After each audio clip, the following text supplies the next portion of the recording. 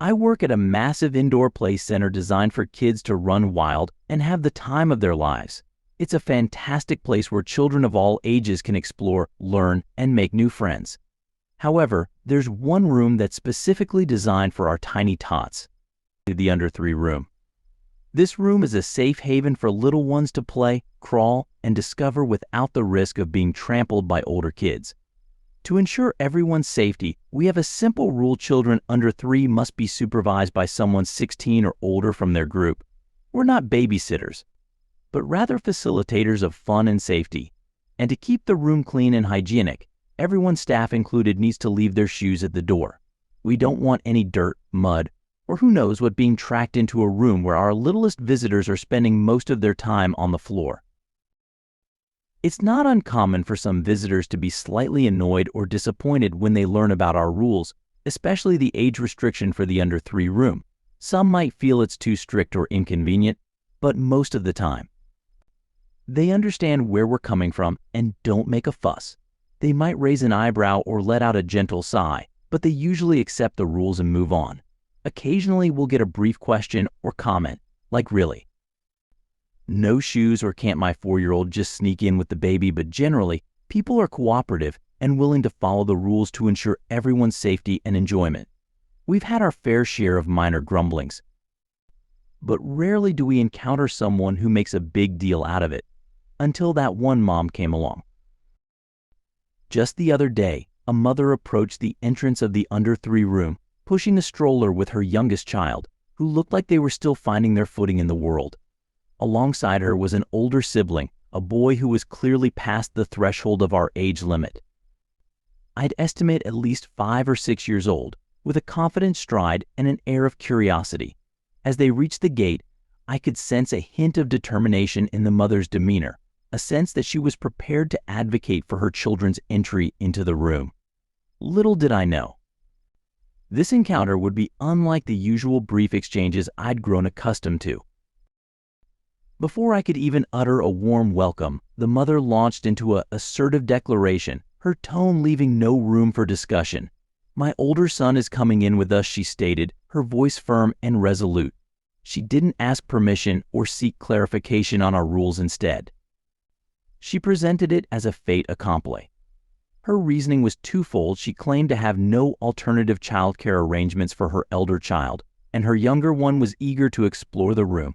The implication was clear: she expected me to make an exception.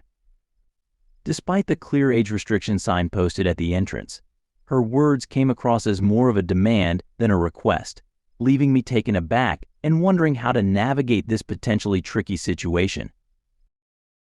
I tried to explain our position in a calm and respectful tone. "I understand your situation, but I'm afraid I can't make an exception. We have to enforce the age rule strictly due to past incidents, and I could face disciplinary action if I allow older children into this room," but my words fell on deaf ears. The mother let out a dramatic sigh, rolling her eyes heavenward, and then turned to her elder child, saying, "Fine, you can just go play somewhere else, okay?" As if that was a suitable solution. But that would mean leaving her children unattended, which wasn't acceptable. So I gently added, "I'm afraid that's not possible either. Children need to be accompanied by an adult at all times. While they're here, that's when things took a turn for the worse." Her expression darkened, and she unleashed a furious tirade, her voice rising to a near shout.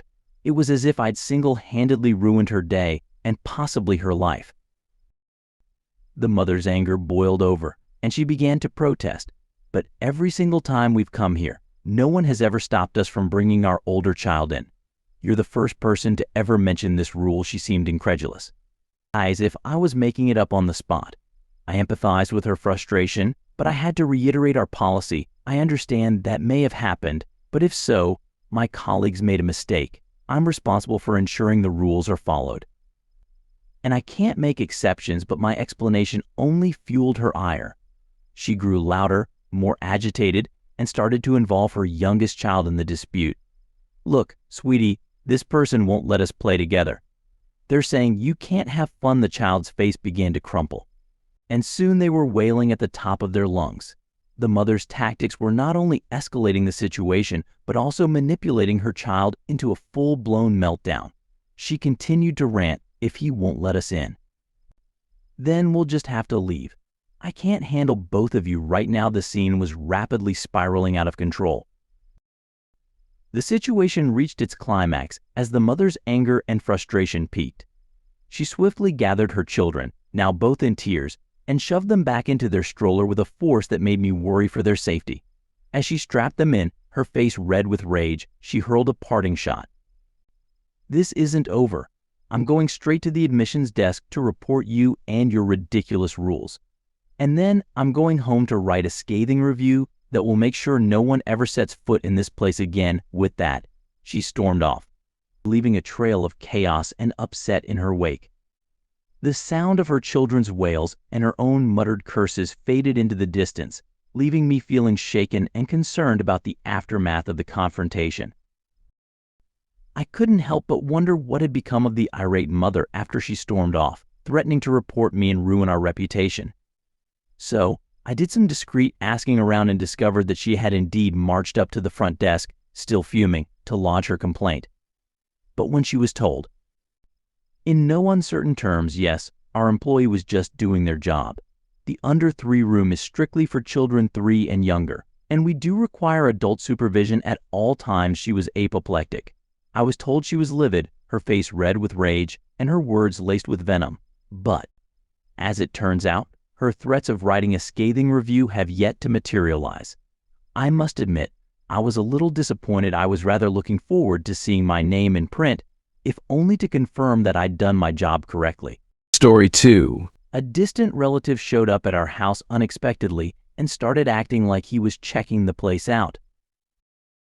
I live with my boyfriend and dad. The day before, my boyfriend's niece wanted to spend time with me after school, so he dropped her off at our place. He told me either he or his sister, her mom, would come to pick her up later. I had to head to work at 6 p.m. But my boyfriend wouldn't be done with work until 8 p.m. My dad arrived home around 7 p.m. and was eating dinner when my boyfriend's sister came to pick up her daughter, accompanied by her husband. Unexpectedly, an uncle was with them too. The sister and her husband were standing in the living room, calling out for their daughter. But the uncle didn't wait for permission and started walking through our house, inspecting it. The issue was that the uncle didn't just stop in the living room, kitchen, or backyard. Instead, he went through the entire house, treating it like a property inspection. He even entered my dad's bedroom, my bedroom, and my personal bathroom and closet, opening every door and exploring every nook and cranny. He made comments about the house as he walked through it. My dad didn't intervene because he knew the uncle was my boyfriend's relative and didn't want to be impolite. The next day, my dad filled me and my boyfriend in on what had happened. My boyfriend was surprised and said, "Huh? I'm not even close to that uncle. He's just a distant relative. As for me, the uncle is a complete stranger because I've never met him or had any interaction with him before." I felt really annoyed and uncomfortable knowing that a random old man had gone through my room and looked through my personal belongings without my knowledge or permission. It was unsettling to think that he had been snooping through my stuff without asking or even letting me know he was there. I'm still fuming about it. I'm so angry that I don't know if I can be respectful to him if I ever meet him again. Normally, I'm polite to older people. But this guy's behavior was just so rude and obnoxious. I can't believe someone would have the nerve to snoop through our home like that. Just thinking about it still makes me mad. Update: my boyfriend texted his sister to confront the uncle about his behavior, and the uncle claimed he was just looking for a bathroom and curious about the house because he heard we got it for a low price. But that's no excuse. He could have simply asked to use the restroom instead of snooping around and opening doors without permission. And the fact is, we weren't even home to give him permission to explore our property like that. To make matters worse, this uncle lives out of state and was only visiting for a short time. We don't have a close relationship with him. And he claimed he just wanted to see his nephew's new home. I'm left speechless because there's nothing we can do now that it's already happened. All I can do is take steps to protect our privacy in the future, like installing a camera and a smart door lock.